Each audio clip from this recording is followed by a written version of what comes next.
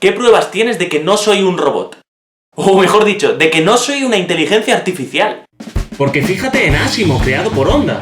Es la última versión de uno de los robots más avanzados del mundo, con más de 20 años de evolución. Corre que da gusto, a 9 km por hora. Baila, baja escaleras, es capaz de predecir trayectorias de objetos, se aparta si viene algo hacia él, sabe jugar al fútbol con presidentes de los Estados Unidos, y ojo, es capaz de adaptar sus manos para coger objetos más duros o más blandos, reconoce e interpreta la información que le llega desde 3 voces hablando a la vez, y hasta te puede servir un cóctel.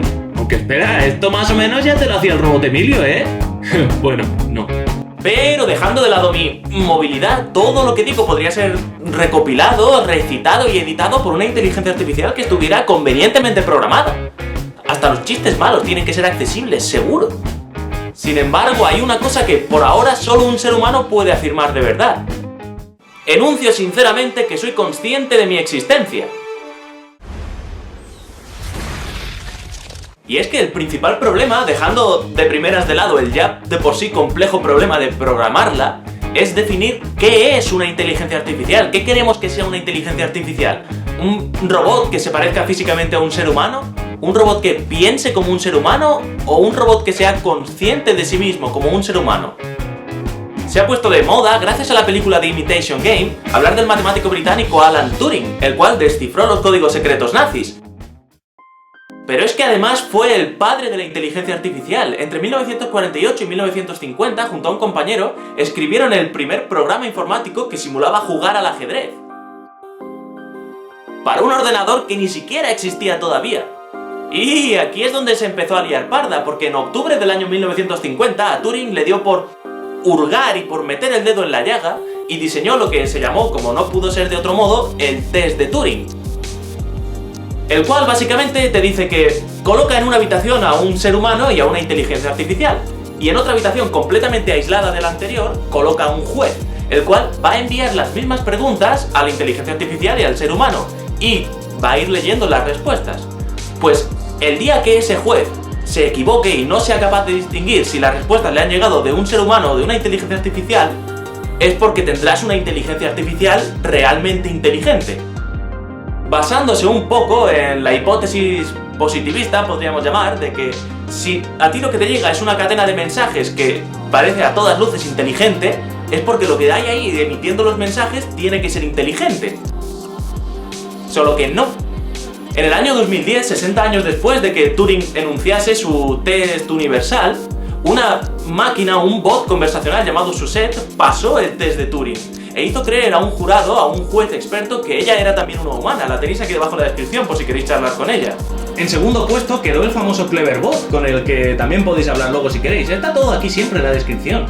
Y yéndonos a algo más cercano, en junio del año pasado, 2014, un bot conversacional llamado Eugene Goodsman, que participó en un concurso de la Royal Society para conmemorar el 60 aniversario de la muerte de Alan Turing, logró convencer a un 33% de 150 jurados expertos de que era un ser humano, de hecho, un niño de 13 años.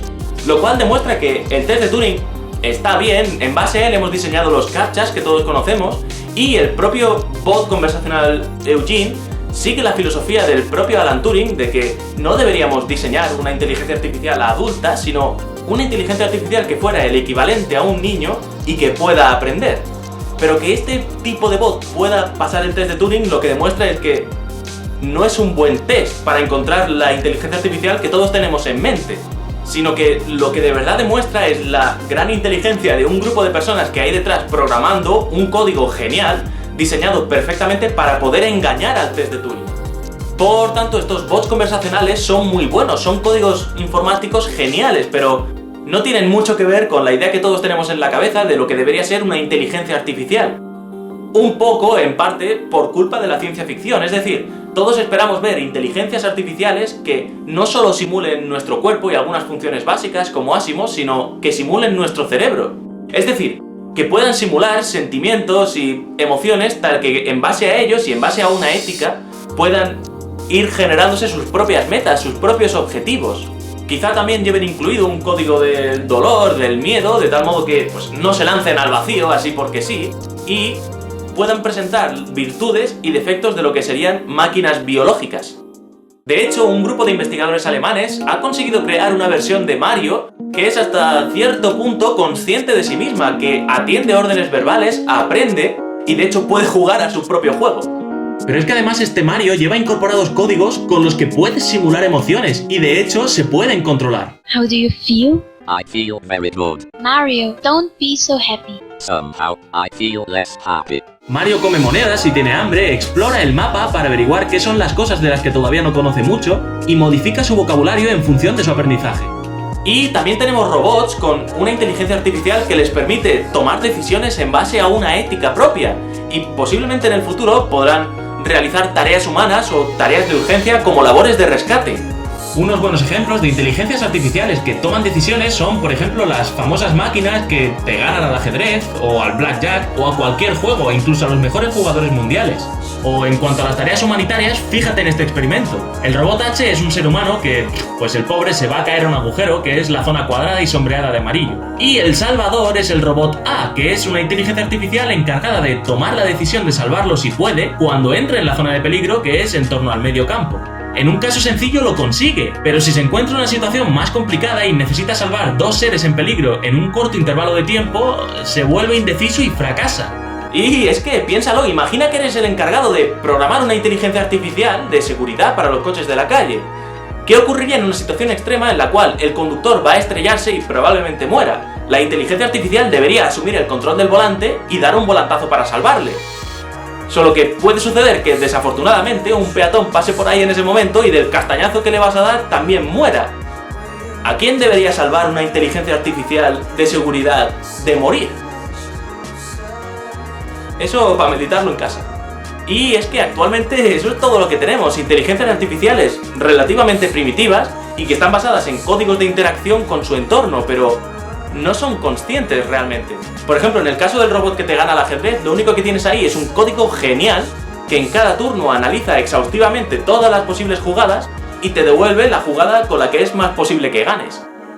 Pero esos códigos no tienen ni idea de que están jugando a un juego o salvando a alguien, tan solo son eso, códigos, líneas que se van leyendo y se van siguiendo para realizar muy bien una tarea específica. Como dijo alguien, puedes jugar y perder 1000 veces contra una máquina genial, pero siempre te acabas dando cuenta de que toc toc ahí dentro no hay nadie.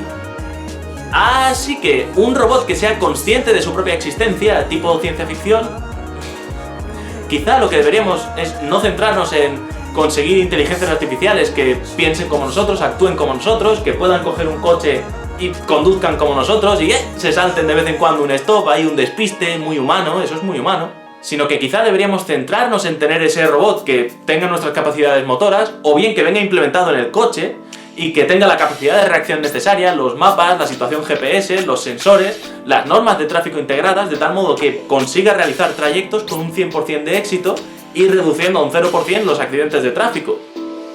Ese es quizá el robot que triunfará en un futuro a medio-largo plazo. Ir más allá.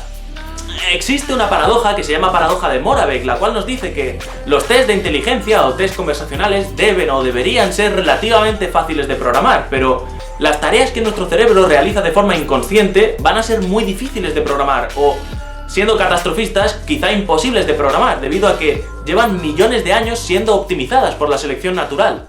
Sin embargo, es humano tener una curiosidad infinita, queremos ir más allá, queremos diseñar una consciencia artificial, a pesar de que todavía no conocemos muy bien la consciencia natural, pero da igual, tú quieres una consciencia artificial. Sabes que en nuestro futuro probablemente tengamos ordenadores cuánticos que nos ayudarán a realizar operaciones muy complicadas, con la que los ordenadores clásicos que tenemos en casa se ahogarían durante incluso miles de años. La brutalidad del ordenador cuántico es que quiere utilizar características de esas partículas que vienen gobernadas por la mecánica cuántica como bits cuánticos de información con los cuales utilizar y aprovechar la propia complejidad de la mecánica cuántica a nuestro favor. De hecho, se dice una cosa, y es que nos vendría genial tener un ordenador cuántico para poder simular algunos problemas que estamos teniendo intentando desarrollar el ordenador cuántico. Piénsalo, se trata de utilizar la propia naturaleza para hacer simulaciones sobre la naturaleza. ¿Y si algún día nuestros computadores cuánticos son suficientemente eficientes y nuestra habilidad programándolos es suficientemente buena y fiable como para intentar aventurarnos a simular el comportamiento humano, la mente humana? ¿Qué ocurre cuando lo que utilices para simular la naturaleza sea de hecho la propia naturaleza, y en base a sus ladrillos más básicos construyas y compongas sistemas y comportamientos complejos. El futuro dirá. El debate abierto o la cuestión de seguridad abierta es la siguiente. ¿Deberíamos crear o es seguro crear una inteligencia artificial que pueda mejorarse a sí misma y copiarse y reproducirse a sí misma? Algunas de las mentes más brillantes de nuestra época creen que no deberíamos crear ese tipo de inteligencia artificial porque podría marcar el principio del fin de la raza humana. Y en cierto sentido ya vivimos dominados y hasta cierto punto amenazados por los bots. En el mundo de las finanzas, que prácticamente controla todo el mundo que conocemos, son los bots que hacen estudios de mercado los que influyen en cuáles son las grandes inversiones del día. Existen bots que se te cuelan en el ordenador y violan tu seguridad e intimidad. En el mundo de la venta de entradas para conciertos o cualquier tipo de actuación, nada más se ponen a la venta las entradas, son los bots los que compran las entradas y automáticamente las sacan a reventa más caras. Y por ejemplo, en las páginas web de pujas, en los últimos segundos de la puja uno puede encontrar cómo son los bots los que han pujado en el último segundo para no permitir que ningún humano se lo pueda llevar, y solo gana el bot que tiene el límite presupuestario más alto.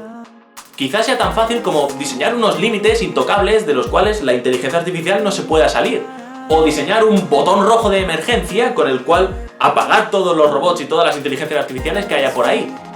Lo que yo creo, esto es opinión personal, que está claro es que como tengamos la opción de hacerlo, no vamos a poder resistir la curiosidad, aunque en el caso de robots que ya son mejores que nosotros y aún así pueden mejorarse a sí mismos y copiarse a sí mismos, a lo mejor nos vendría bien recordar que la curiosidad fue la que mató al gato.